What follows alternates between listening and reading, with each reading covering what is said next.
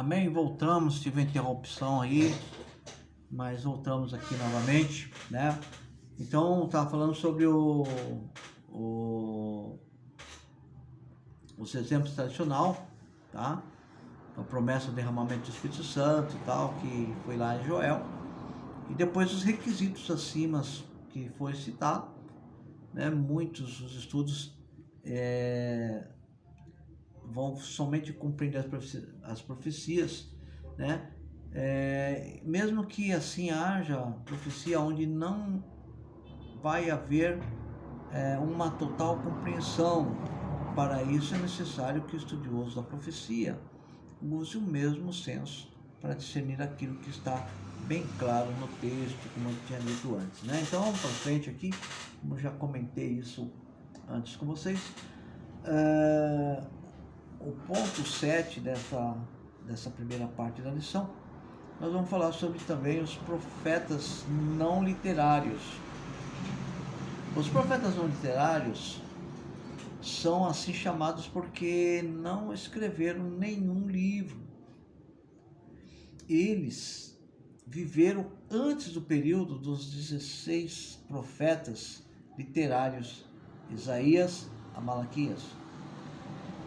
Determinados profetas exerceram suas lideranças conduzindo a nação de Israel, como Moisés, Débora e Samuel.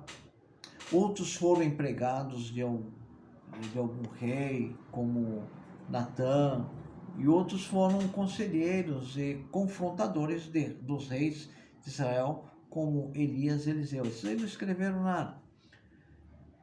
Veja abaixo alguns profetas literários, você vai ver aí na sua apostila, né? Antes da monarquia de Israel, nós vemos Abraão, né? Cerca de 1850 a.C. Vemos também Moisés, né? Ele não é um profeta literário. O ofício profético de Moisés foi receber diretamente a palavra de Deus para entregar ao povo de Israel no deserto e também exercer o papel de mediador da aliança. Moisés escreveu o Pentateuco, mas não como um profeta, mas como estadista, como um sacerdote. Durante o Reino Unido, nós vemos Samuel, né? Ungiu os dois primeiros reis de Israel, Saul e Davi. É muito considerado entre os judeus depois de Moisés, tá? Natã, que aparece, né, em 2 Samuel, seu ministério profético foi nos reinados de Davi e Salomão. Distinguiu-se em 3 momentos importantes, tá? Falou ao rei Davi que não era o momento de construir o templo. Se apresentou ao rei Davi para repreendê-lo por causa do duplo pecado de adultério com Betseba e o homicídio de Urias, o heteu.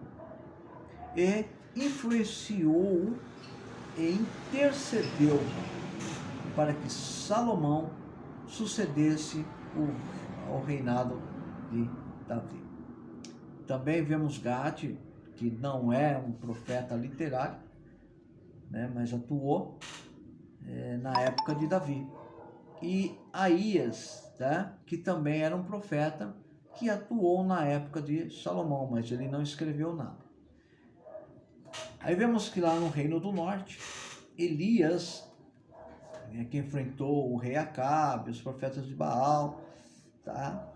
Então, ele não escreveu nada também, né? Elias foi trasladado ao céu, no redemoinho, e também apareceu na transfiguração com Moisés, né? No monte lá, no Mateus capítulo 17, verso 3, verso 4. Eliseu também foi um profeta em Israel durante o século 9 a.C., né? Foi o sucessor de Elias e profetizou na época do rei Acazia, Jeroboão, Jeú, Joacás.